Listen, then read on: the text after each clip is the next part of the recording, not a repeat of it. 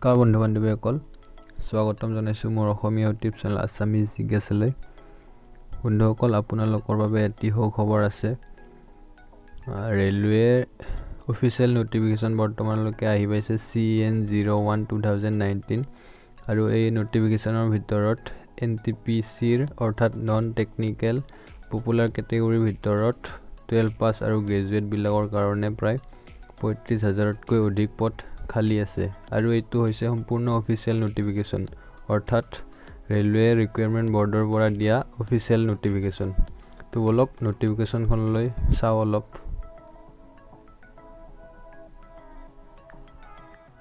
তো বন্ধুসকল এইখন হৈছে অফিচিয়েল নটিফিকেশন মই নটিফিকেশনৰ লিংকটো ডেসক্ৰিপচনত দি দিছো আপোনালোকে ডাউনলোড কৰি চাব পাৰিব গতিকে বন্ধুসকল প্ৰথমতে ইয়াত দিছে ইম্পৰ্টেন্ট ডেট বিলাক অৰ্থাৎ কিমান তাৰিখে অনলাইন এপ্লিকেশন আৰম্ভ হ'ব 1 মাৰ্চ তাৰিখে অনলাইন এপ্লিকেশন বৰ্তমান আৰম্ভ হৈ গৈছে আৰু ইয়াৰ লাষ্ট ডেট অৰ্থাৎ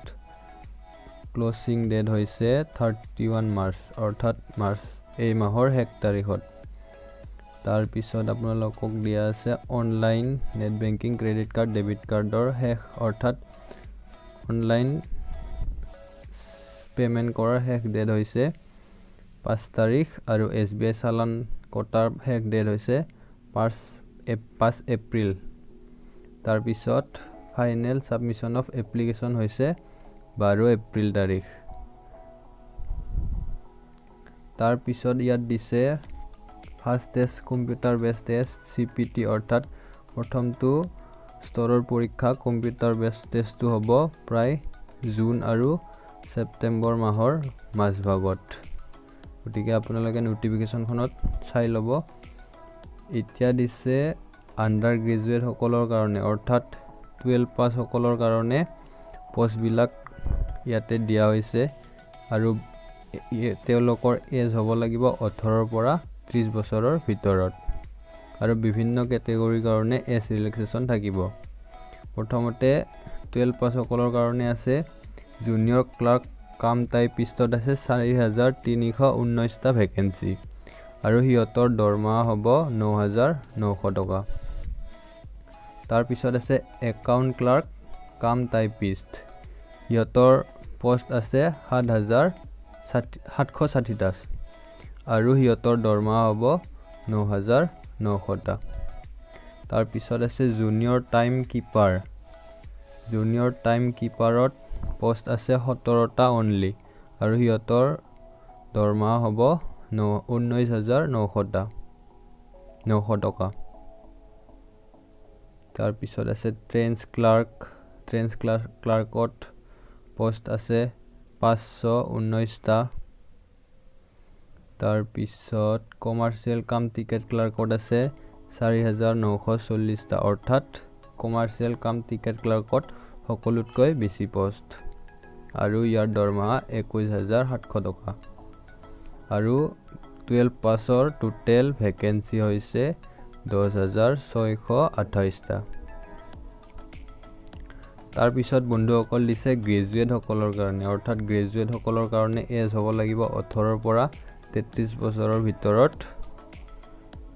আৰু এওঁলোকৰ পোষ্টসমূহ হৈছে এনেকুৱা ধৰণৰ ট্ৰেফিক এসিস্টেন্টত আছে ইমানটা পোষ্ট আৰু গডছ গাৰ্ডত আছে 5748 টা পদ তাৰ পিছত সিনিয়ৰ কমাৰ্চিয়েল কাম টিকেট ক্লাৰ্কত আছে 5638 টা পোষ্ট তাৰ পিছত senior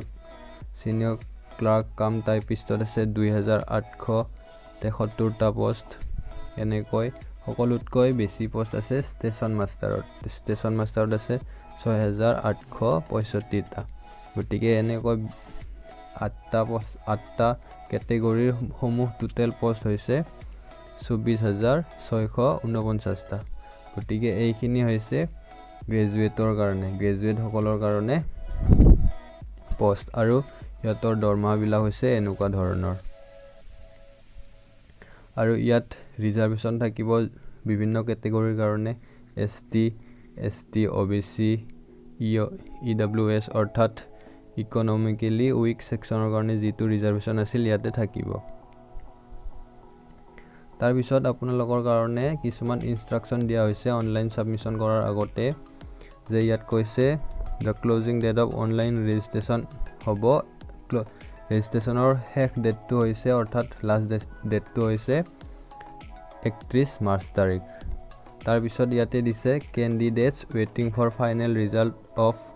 prescribed education qualification should not apply অৰ্থাৎ যিবিলাকৰ ৰিজাল্ট এতিয়ালৈকে অহা নাই অৰ্থাৎ যিবিলাকৰ 12 ৰিজাল্ট বা গ্ৰেজুৱেচন ৰিজাল্ট এতিয়ালৈকে অহা নাই তেওঁলোকে এপ্লাই কৰিব নোৱাৰিব বুলি কৈছে তাৰ পিছত বিভিন্ন ইনষ্ট্ৰাকচন দিয়া হৈছে আপোনালোকে নোটিফিকেশনত পঢ়ি চাব পাৰিব তাৰ পিছত পৰীক্ষাৰ সময়ত কি কৰিব লাগিব কি আইটেম বেন আছে সেইবিলাক ইয়াতে দিয়া আছে আপোনালোকে নোটিফিকেশনত চাব তাৰ পিছত কিছুমান আছে